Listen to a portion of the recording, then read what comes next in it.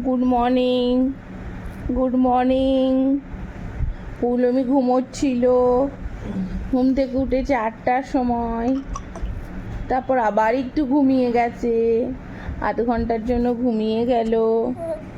10:30টায় ঘুমোলো, 11টা বাজেনি উঠে পড়লো পৌলমি।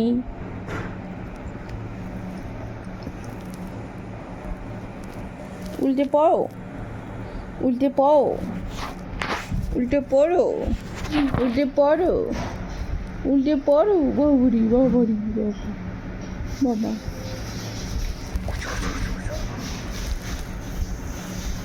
ও কি দেখ, বাবারি বাবারি।